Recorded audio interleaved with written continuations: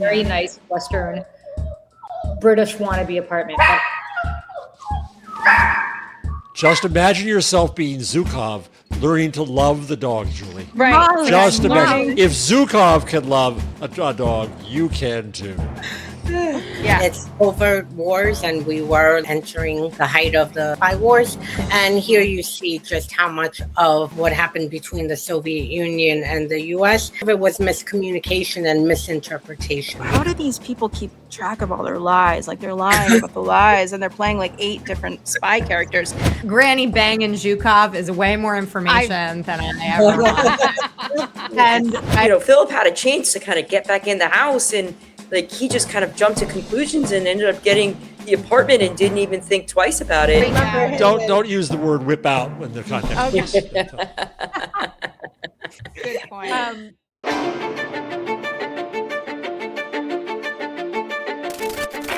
Russia, I indicated, is a geopolitical foe.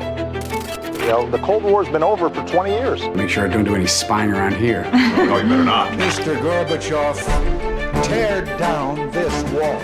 Russia, if you're listening, I hope you're able to find the 30,000. The 1980s are now calling to ask for their foreign policy back.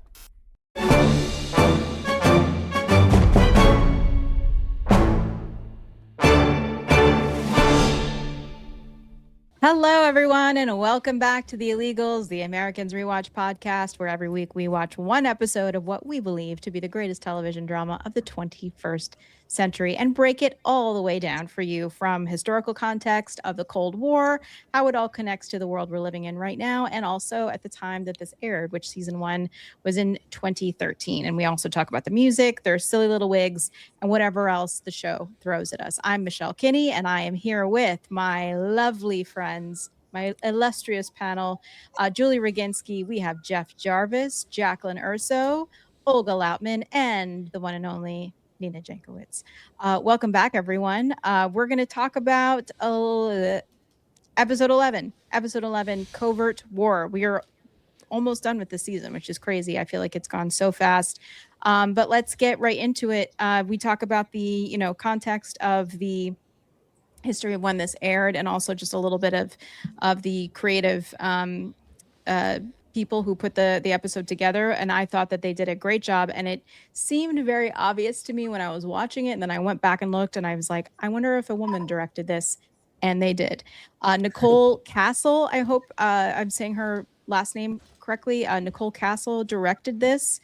She's an American filmmaker. She made her film debut with the drama film The Woodsman. She has directed episodes of Cold Case on CBS, The Closer, The Killing, Vinyl on HBO, and of course, The Americans. And then it was written by Joshua Brand, who we've seen many times, has contributed to the show, and was also the creator of St. Elsewhere in Northern Exposure. And it was also written by Melissa James Gibson. So there is a woman writer on this. She is a Canadian-born playwright. She is based in New York. She graduated from Columbia University. And I added this just because Yale School of Drama is so good. She has an MFA in playwriting from Yale. And she was a writer of this episode with Joshua Brand. And also she's written episodes of House of Cards, which is like a show I forgot about because Kevin Spacey's terrible. So in its original American broadcast, Covert War was seen by an estimated 1.81 million household viewers.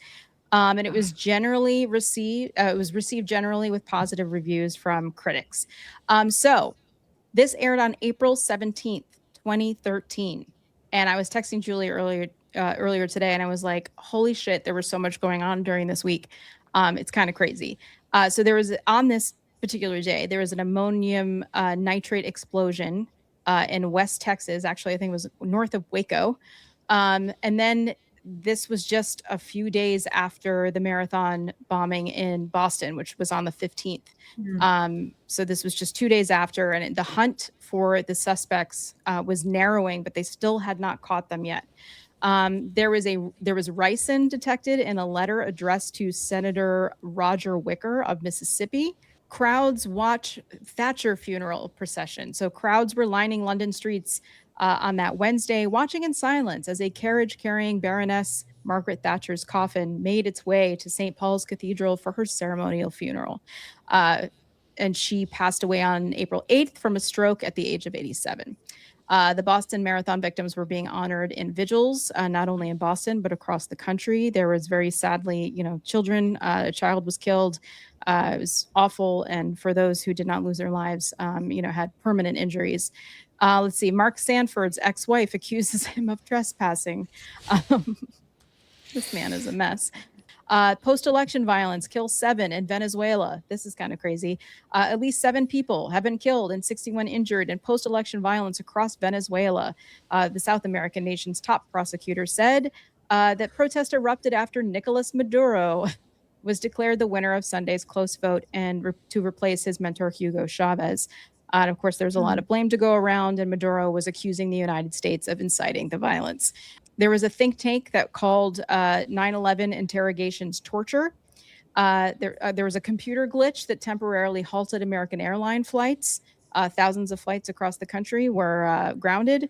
And NFL broadcaster Pat Summerall died. He was a veteran football broadcaster at the age of 82, passed away, and he was beloved by many. He had teamed up with John Madden, a former coach, doing network TV play-by-play, and he was known for his calm, understated style. Pat Summerall. Pat Summerall is the father of Susie Wiles, the chief. Oh, wow. The Trump White House. Holy smokes. Yep. That's insane. And again, the more things change, the more things stay the same. So this episode, we see a lot of flashbacks with Elizabeth to her, her origin story in the Soviet Union with Zhukov, who seemed to be kind of like a father figure to her because, as we learned very early on, her father died when she was 2 years old in the war and has never really had a mentor or someone to kind of look out for her, look up to her whole life. And this is the episode after she's lost Gregory, the other person in her life who she felt knew her, the real her. And the third person in her life who probably knew her more than the majority of human beings on Earth, Philip, she's not talking to him either. So it's when we see her show up at Sandra's doorstep, we are seeing 2 women in their early 40s, late 30s, are both on the outs with their husbands, who are not being honest with either of them, and they won't need a night out on the town. Wow. Stop. No, really. Wow, you look amazing. Come on, let's go. Okay. What is this Harvey Wallbanger? Vodka, Galliano, and orange juice. And the way that I felt that, I think every woman understands the kind of situation that was happening at that bar with the 2 of them ordering drinks and kind of drinking through it and getting on the dance floor. And you could see immediately that Sandra was uncomfortable.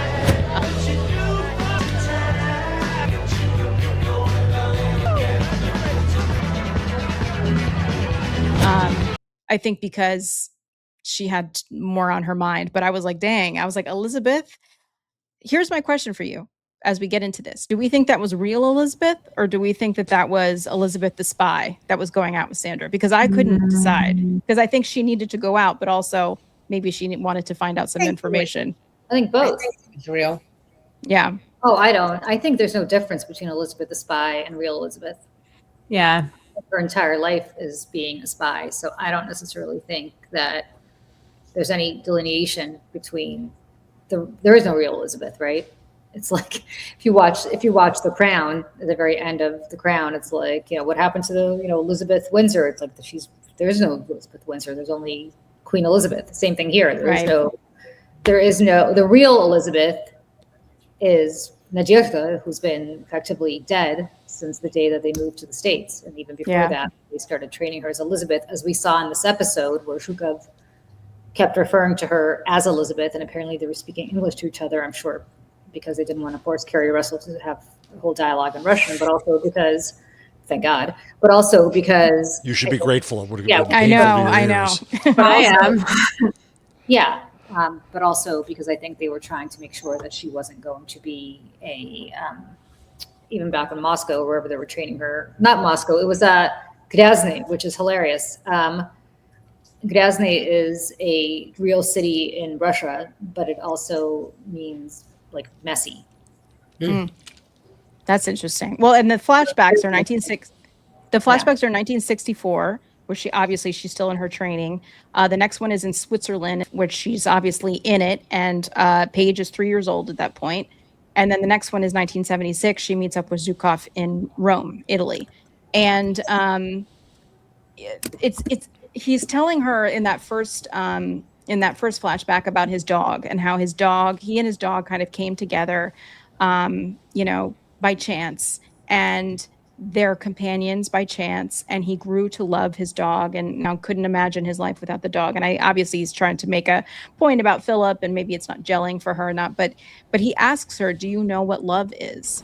Malish has taught me what it means to love. Do you know what love is, Elizabeth? It's a feeling. The most profound feeling. He isn't particularly smart or he isn't pretty, but I love him because I take care of him. And he, in his way, is taking care of me. If you take care of something, Elizabeth, one day you will discover that you love this creature and your life would be empty without him. And she's like, it's a feeling. Like, she could put words to it intellectually, but she never understood what that was. And so later, when she's avenging the death of Zhukov, who was assassinated by American spies in Moscow, Patterson, who's a CIA operative, when he's blindfolded, like, is screaming at her, like, you kill people, don't you feel anything? Your life is a lie. You kill. That's who you are. That's what you know. That's what you do. You grind people into dust. You have no heart, no soul. Your hands are covered in blood. Do you care about anything? Do you love anyone? I said stop talking! And it was, again, you see her again when she runs outside. This is the second time we see Elizabeth break down, because she's starting to spiral in a way of like, I don't know who I am anymore. I don't know what I'm doing.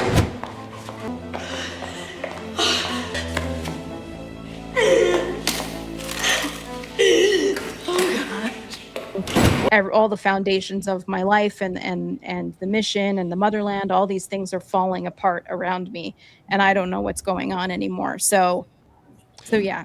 I need an Olga reality check here. Yeah. Real agents would have never let him go. No. Are you kidding me? Right. Like, once he With saw her, right? a high-level CIA guy that they freaking kidnapped, beat. She almost, I'm sure they found the syringe that she was going to drug him with in the bathroom while she was about to have sex with him. Absolutely not. They would have never let him go. He would have been dead and goodbye. I don't think it's about real Elizabeth versus, the KGB Elizabeth. I think it's just her vulnerability. Like, she's cracking. And I think when she did go to that dance floor, you see her, to go out with Stan's wife, you see her actually kind of dropping her wall. And I think as the season progresses, we see her more and more dropping her wall. Last episode with Gregory, a few episodes back with Philip, when you see clearly it affected her that he slept with that woman, his former girlfriend / potentially mother of his child, unknown child. So you see her kind of just dropping her wall more and more and coming into trying to figure out, I think you're right, who am I? What am I? Also, I have to say, since when does the FBI get engaged in assassinating Russians abroad? It was the CIA that put it together. But you had the counterintelligence people at the FBI talking about it. Yeah. Well, that's because I might be wrong, and Olga might know more, but it was an intel activity from a foreign government that happened on American soil. So that would be FBI turf, because they're counter-intelling what just happened to him. But the CIA thing was a CIA operation. So I'm sure he had a debrief. Maybe that woman who was in the debrief was the CIA counterpart of Agent Gadd. Right. But I thought, I didn't buy it either that they would walk away from him until she gets in the car with Granny. And she kind of explains to her, you wanted me to kill him. You gave me Richard Patterson's name and told me not to act on that intelligence. But you were counting on the fact that I would. Why did you want me to kill Patterson? You wanted me to kill him. And that, I don't know if she's retroactively applying that logic to what happened, her emotional decision, but she kind of made it out, at least to Granny, that she did it to defy her because Granny had given her the information with the with the hope that she would kill him. Also, Granny banging Zhukov is way more information than I ever wanted. And I thought it was such a sassy line of Granny to be like, Victor was easy to love, but you're not.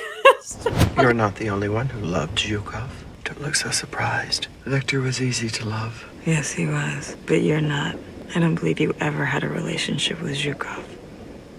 I think you wanted me to go against KGB orders and kill Patterson so you could what? Ship me off to Moscow? Okay, She's like the wicked stepmother.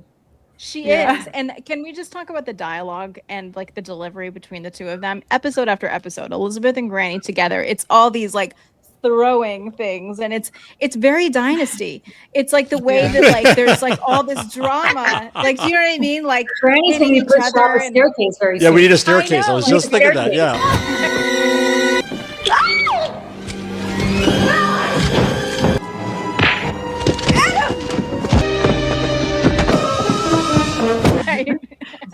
That's so but it's just so drama. But like they're both phenomenal actresses. So I'm like, again, this has to be a choice between the two of them. They're like, let's just go in soap opera on all of our scenes together because it's I mean, even fantastic. when you're a teen girl in the bathroom or in the lunch line, I mean, that's a lot of drama too. I thought, Jeff, when you were going to get an Olga reality check, I thought you were going to ask about the golden retriever that Zhukov has. I just thought that was a very odd choice of dog, like a designer kind of dog. I don't know. Not that Zhukov would have a mutt. I think it's all a lesson it's a lesson for Julie. Well, I will tell you the lesson for Julie. So, if you want to get a dog in the Soviet Union, and you guys, we're going so down the fucking rabbit hole here, but there's a place called Ukhrynok, which you would go to not far from where the apartment where my parents lived and I lived. And you would get whatever dog they were selling that day. And typically they were like little Doberman pinchers. Like there were no golden retrievers.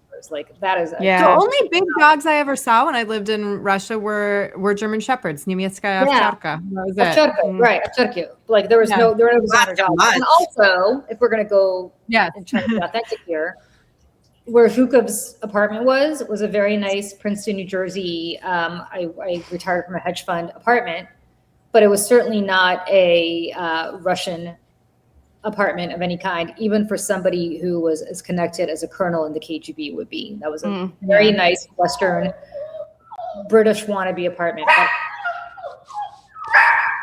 Just imagine yourself being Zhukov, learning to love the dog, Julie. Right. Just imagine. If Zhukov can love a dog, you can too. Just what we for those of you on audio, Julie's face when the dog barks. But you got to watch the video. You got to watch the video. It's fantastic. And to get to that point, golden retriever is to connect to Americans because I think that's an American thing. And not a Russian thing. But I think it also shows the luxury because this was a big thing between the poor paupers, peasants, and KGB. Like a lot of people signed up for KGB for the perks to get I wondered about that. But even so, wouldn't it be seen as a little bit too ostentatious for him to be promenading down the boulevard with his big fluffy dog as a KGB colonel? No, this was for Americans. That golden retrievers, the American thing. I don't even think Europeans. So. Yeah. You couldn't have said Rhodesian whatever back they are, Ridgeback wouldn't have had the same appeal. Yeah. But a little tiny dachshund, that'd make him lovable. Can we say it's so cute. The little belly. I just want to the belly. Every time the dog does that, Julie, I think it's your stomach. And I'm like, you need to have lunch. I haven't had it, but it doesn't attack my dog. So the thing is too, and this again, there's so much in this that I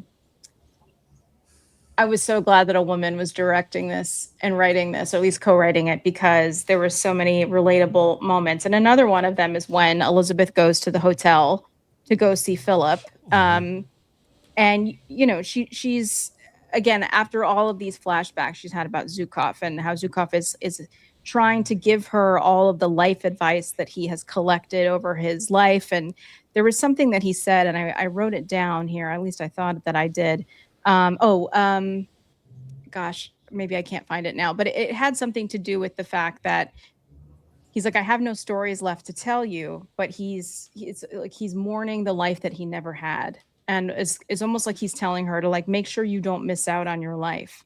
And I think she comes to realize that, especially after, everything that's happened to her in the last couple of episodes. So she goes to the hotel, and it seems as though she's hinting to Philip, well, like, I think it's been long enough, like it's time to come home. And she's got the thank you beers, like, thank you for going on this expedition to take out this CIA operative, and we didn't actually end up doing it, but thank you for your support. And Philip is like, oh yeah, I got an apartment. I can't stay here anymore. I don't want to bring the kids here again. No, I think it's been long enough. And Oh, you want to see it? See it? The apartment. Oh, you got an apartment? No. Bus is a breeze. And she's immediately like she's in high school. She's like, yep, yeah, that's okay. Yep, I'm going. Bye. I'm going to take the bus. Yeah, and she just So we all saw that. Do you think Philip was aware that she was ready for don't know. detente? No, because Philip says, I can't live here anymore. And she goes, oh, yeah, because she was about thinking that Philip wants to come home. And so she kind of perked up because that was what she brought the beer over for, because she was going to say, hey, why don't you come home? And then he just did a 180 and said, yay, I got an apartment. Do you want to see? And like showed her, the apartment pictures. And so she just was like devastated. Like Philip didn't pick up on it at all. And I was a bit disappointed with Philip, because usually he's the one with the emotional intelligence that's able to kind of read through the lines. So, Philip had a chance to kind of get back in the house, and like he just kind of jumped to conclusions and ended up getting the apartment and didn't even think twice about it, when Elizabeth was about ready to say, come back home. And it made me think of in the pilot, when we see them for the first time coming to America, where do they go? They go to a motel. That looks almost exactly like the one that Philip is living in. And it's their humble beginnings. And there he is back exactly where he started, without, maybe it was central air this time. But it was interesting. She came in with the 6-pack of beer, which is the same thing that Stan came with. And I'm like, is Philip a big beer drinker? Do we know this? And he does the bottle thing on the side of the TV, which again was very guy. Kind of hot. I wanted to say thanks. I brought beer. Do you have an opener? Oh. Just like old times. And it's you could see how annoyed he was almost the entire time. He was annoyed. Well, when she dropped him off in a prior episode, and he tried to complain about having to live here, and she said, "No, this is fine. What's wrong with this?" She was still in her pissy mode. Yeah, it's like, if you want to switch places, by all means. And the reason that he said he was going to the apartment was because he didn't want the kids there. So he was more empathetic in that way too.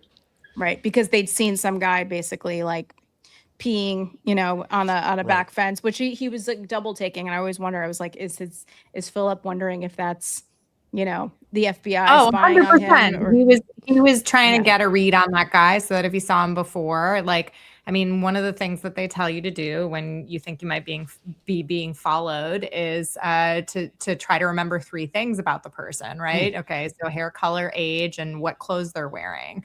This is what I've learned in my time in the former Soviet Union. Yeah, I'm like, can you? So that if you know that way, if you need to identify them, you can recall 3 things. It's like quick 3 things. What are the things that I remember about this person? Is it the same guy? And you try to use things that aren't going to change. So clothes aren't a great one, but like, okay, for Jeff, we'd be like white hair, goatee. I don't want to age you, Jeff, but 60s. Is that right? 40. Little over. Just a touch over. All right. But yeah, so that's what you do. So that's what I think he was doing. And for me, I went a complete different way. That scene, I was like, oh crap, he's going to go and kill this guy. Yeah. And it brought me back to the other scene where the same, like that guy tried to pick up his daughter and when they were shopping in the thing, and then he like went back, tracked down the guy, like, after like the next day or whatever, and like basically like almost killed him. And I'm like, oh boy, this guy's peeing in front of like wrong place. Yeah. Like is he gonna whip out his gun like when the kids yeah, are asleep or remember him don't use the word whip out in the context. Okay. Good point. Good point. That's where my head went. I'm like, oh Lord, he's gonna like now commit another murder. So back to Jaclyn's point earlier about Philip not reading the room. I mean, I felt like they both were just misreading the energy and misreading each other and talking past each other in sort of this very classic "you've been married for a long time" way, where like, you know, you can just you're on a different track than your partner, or you're trying to get something else across. And I'm not saying it felt familiar, but it kind of did, you know, right? We've all had that sort of misunderstanding, perhaps with less disastrous consequences with our spouses. Changing track a little bit to the other couple in the episode. I loved Sandra's epic rant where she flings the glass. I was like, good. Get it, girl. Yes. What happened? Oh, I've been asking you that for months. Seems like you've had a few drinks, hon. Look, Sandra, whatever it is you're thinking, I'm telling you, you don't understand. You're a goddamn liar. You know what? There aren't enough bad guys in the world to explain all your time away from here, from us, from me. And it dawned on me. I was like, wake up, Sandra, because you know what? The only bad guy here is you, Stan, and the opposite of the man that I married, and the coward. And I am pretty sure that I can't stand the sight of you right now. Sandra, so, you know what goes on in you? What goes on in there? And finally, it was so cathartic to watch her just like lose it. And I was like, maybe if it took all that alcohol, it doesn't matter. I was like, because Stan has it coming. And the way that he gaslit her, the way that he immediately gaslit her, you don't understand. Basically, you're crazy. You don't get it. And like somehow he's smart and he's sitting up here and she's down here and she's like, screw you. I don't need this anymore. And she throws that shit across. We all have a long time to live with Stan here. But also, where she's like, I called headquarters. They said you left hours ago. Well, the guy's kind of an undercover agent. So like, you know, he might be doing an undercover gig, which is which is basically what he's implying that he was doing. Yeah. And he was, but he was also doing something else, right? He was undercover. He was doing undercover. He was doing undercover, all right. Except headquarters didn't know about this undercover. Right. He forgot to break them back. And so we see like more with Nina too, and like what's going on with her at the I guess the embassy. And you know, obviously she's still very upset about Vlad. And I know, Julie, you don't want me to call him Vlad, but I can't say the other name. So I'm gonna keep saying Vlad. But she's obviously very upset, but like in the same way that Stan was about Amador. She's like, I want answers. I want something that I can tell his family because he wanted to be a doctor. He didn't even want to be here.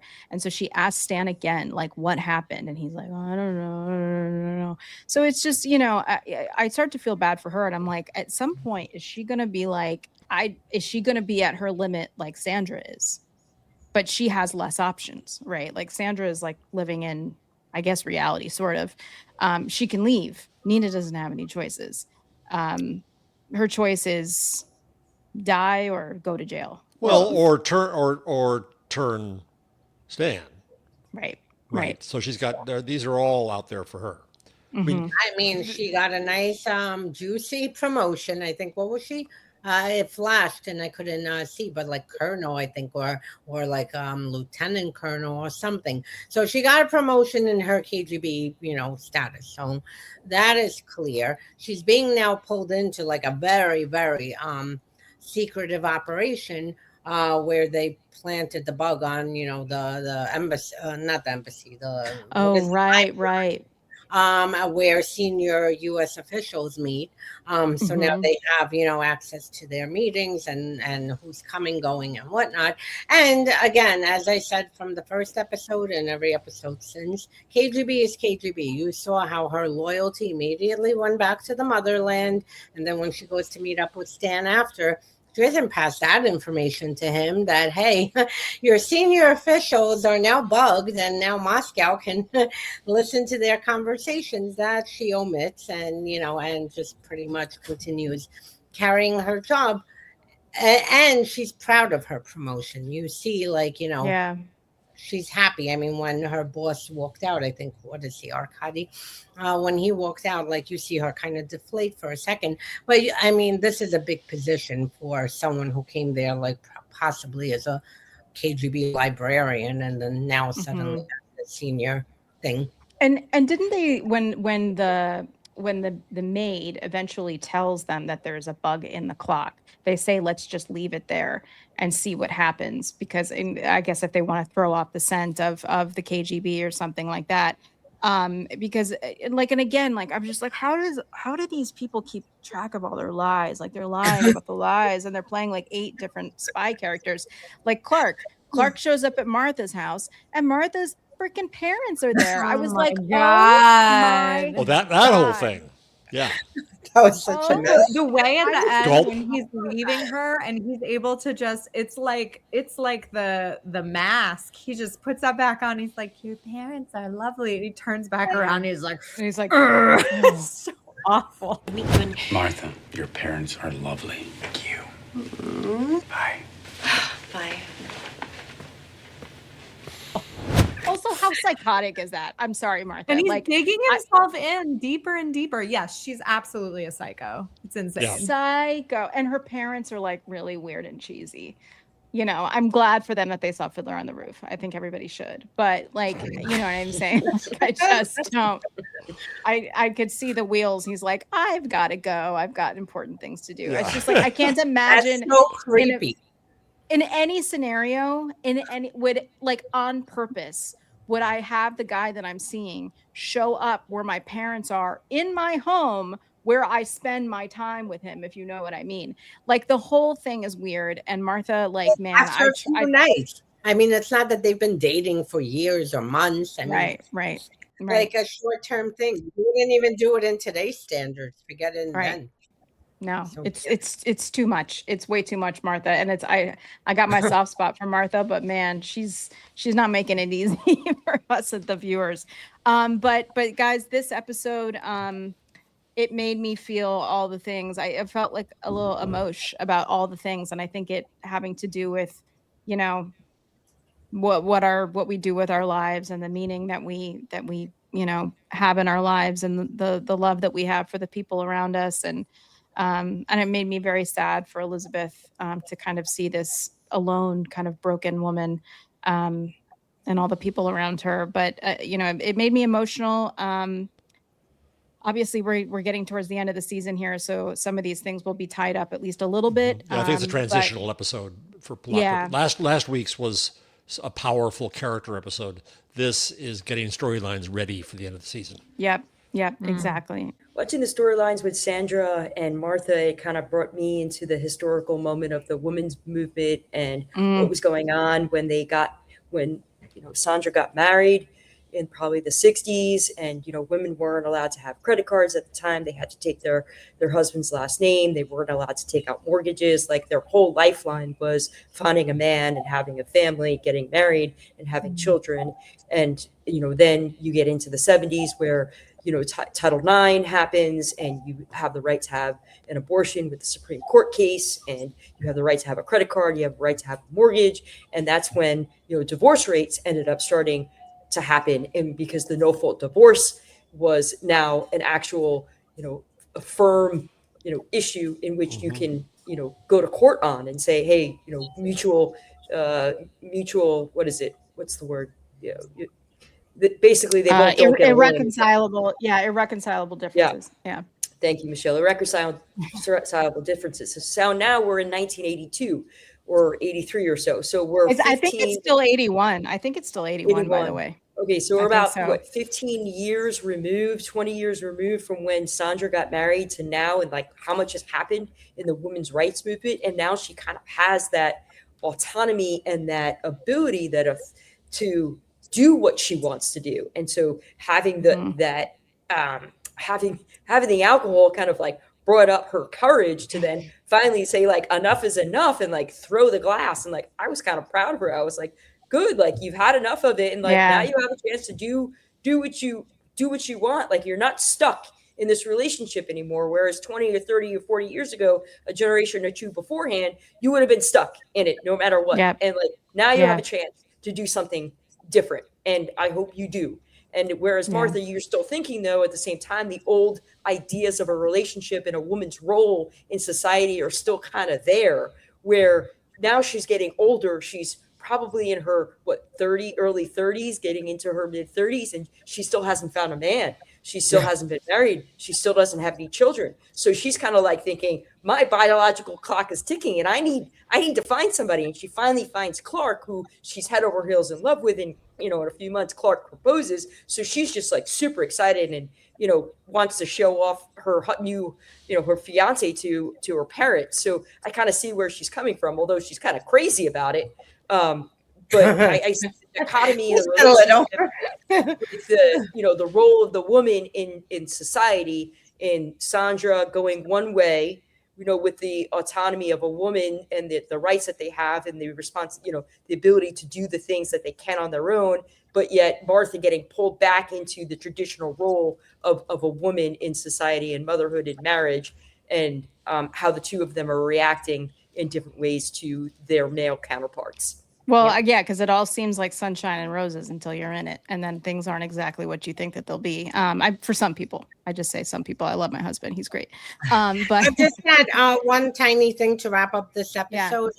It's Covert wars, and we were like entering the height of the spy wars, and here you see just how much of what happened between the Soviet Union and the US, how much of it was miscommunication and misinterpretation, because you have the CIA going to take off Zhukov off of them thinking that the KGB took out, Amador and the scientist. But all of this started with actually the KGB trying to stop the murder of the scientist.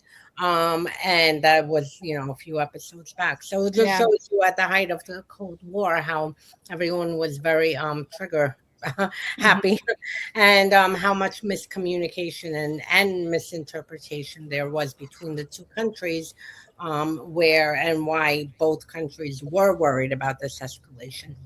Yeah, I think about Tom Nichols, obviously, who talks about nuclear war and this time period as the work that he was doing. He said that in the 80s, he's like there was a danger of like many nuclear warheads going off at any given moment. But like we live in a different time now where we're afraid of like one lone wolf sending one out at somebody else. At that time in the 80s, it was a much more like somebody's going to hit the red button and we're all gonna. The whole world's going to blow up. And you can feel that, like the tensity, right? In this. And now the call's coming from within. Exactly. Well, in more ways than one. So everybody, minus Julie, who had to head out because her dog and all the things. That dog, man, that dog, very cute, but she's not happy with us. No. She's like wiggling. She's like a little sausage flying all over the place. Yeah, very loud, little loud sausage. This was episode 11, Covert War. We have 2 episodes left of season 1. Thank you all so much for being here. Again, transitional episode. We'll see what happens next week because, quite frankly, guys, I don't remember. It's been a long time. Everyone, if you're just joining us, maybe for the first time, maybe for the 11th time, go on and like this video down below. If you're watching on YouTube, if you're listening on Apple Podcasts, we now have video capability on Apple Podcasts, so you can be watching this on Apple Podcasts too. Yeah, it's very cool. You can see Julie and the dog, and it's worth the video. I'm telling you, it's worth the video. Exactly. Or maybe you're joining us on Substack as well. We're so happy for all of the our new friends joining us here and all the places. So you're watching the Mayday Network. This is The Illegals, the Americans Rewatch podcast. Thank you all so much for being here, and we'll see you next time. Bye. Bye. You are listening to the Mayday Network.